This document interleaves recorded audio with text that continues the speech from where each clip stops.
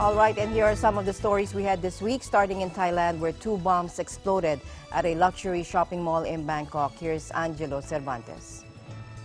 2 pipe bombs exploded outside a luxury shopping mall in Bangkok on Sunday. The bombs caused little damage, but were the first to shake the Thai capital since the military seized power in May to end months of sometimes deadly street protests. The 2 improvised explosive devices were placed behind power transformers on an elevated walkway, linking the overhead rail line to the upmarket Siam Paragon Mall in central Bangkok. Thai police said they think the motive behind the attack appeared to be to create panic rather than take lives. The police have yet to identify the bombs. ไม่มีการสรุปชัดเจนลงไปว่าเป็นสาเหตุอะไรแล้วก็ใครเป็นผู้ดำเนินการหรือกลุ่มไหนยังไม่สามารถเชื่อมโยงในขณะนี้ยังเร็วไปนะครับผมก็ไปสอบก็ได้ว่าใครเป็นผู้กระทำแล้วก็ยึดโยงกับกลุ่มใดฝ่ายใดนะตอนนี้เจ้าที่ตำรวจก็ดำเนินการอยู่ผมก็ได้รับรายงานแต่เมื่อคืนแล้วก็ได้สั่งการไปนะทางท่านรองนายกรัฐมนตรีก็ได้สั่งการไปเพิ่มเติมก็คิดว่าคงหาหลักฐานได้นะ Political tension in Thailand has been high since a National Assembly handpicked by the junta last month banned former Prime Minister Yingluck Shinawatra from politics for 5 years. The same day, the country's Attorney General said she would face charges and a possible jail sentence for negligence. The decisions angered supporters of Yingluck and her exiled brother Thaksin, although there has been little sign of a return to the street protest. The junta last week summoned senior politicians critical of the government's handling of Yingluck's cases for a dressing down. Authorities here say the explosion on Sunday showed that the martial law could not yet be lifted. Reporting from Bangkok, Thailand, this is Angelo Cervantes for Eagle News. Thailand's National Police spokesman said 2 arrest warrants have been issued on Wednesday, February 4, for 2 men police believe could be the perpetrators of the bomb attacks earlier this week. 2 small explosions went off on Sunday, February 1 evening near a luxury shopping mall in Bangkok, which rattled the fragile calm in a city still under the martial law. Police said CCTV footage showed the 2 suspects walking with an orange bag were at the scene minutes before the bombs exploded. There has been no claim of responsibility, and police could not confirm whether any known groups were linked to the incident. While police have not linked the attacks with any particular groups, they have not ruled out any possibilities.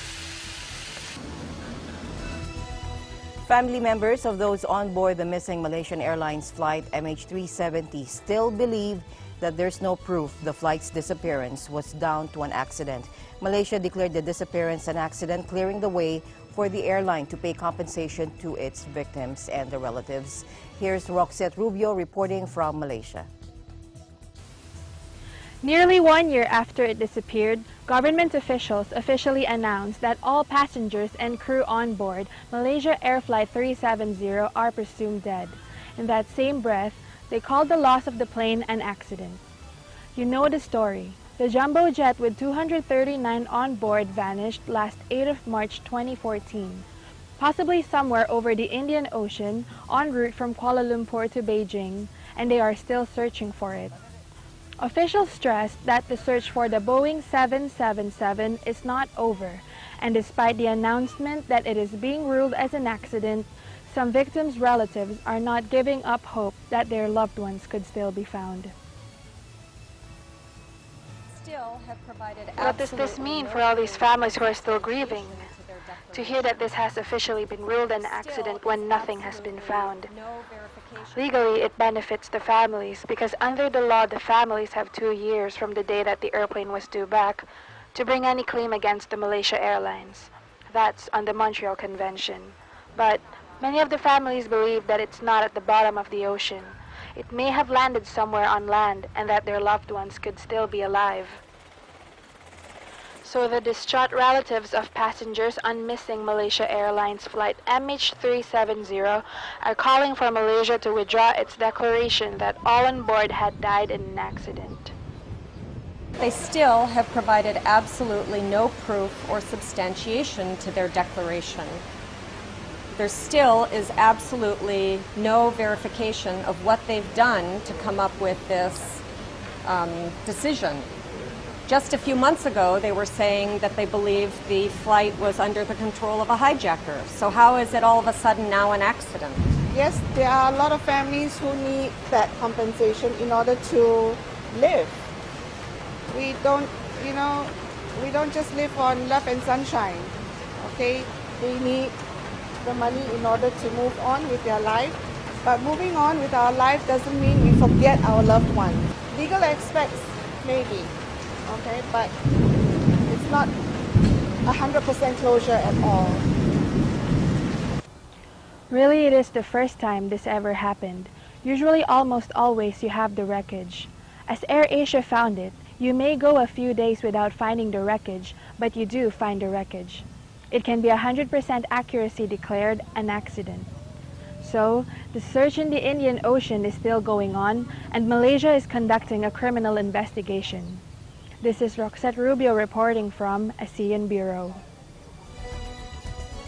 The streets of Chinatown in Singapore came to life with an official light-up and opening ceremony to kickstart Lunar New Year celebrations as the country ushers in its 50th year as an independent nation. Here's Phoebe de Guzman. The streets of Chinatown in Singapore came to life on Saturday evening with an official light-up and opening ceremony to usher in the nation's 50th Lunar New Year celebration. This only every year. In Singapore, we have a celebration. At the same time, we have some show. We have a firework. At the same time, we got many show and many people join together. And it's a happy day. We have a starting for a happy day in Singapore.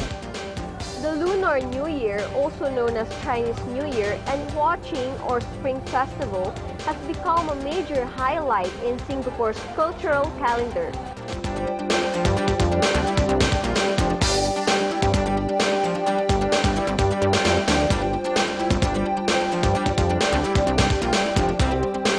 And with this year marking Singapore's 50th anniversary as an independent nation, a spectacular scene was expected. The decorations offer a symbolic parallel with the city's proud accomplishments over the past 5 decades. Singapore's Prime Minister Lee Hsien Loong also attended the ceremony. He joined the audience and watched the 500-strong team perform a nostalgic act. The performance depicts and celebrates Singapore's colorful development over the years. So far the show is very good, very interesting, because Chinese New Year is a good culture in Singapore. Yes, and we celebrate Chinese New Year everybody. So hopefully everybody enjoy the show tonight. I see a lot of shows coming up. Singapore is currently celebrating its 50th year as an independent nation.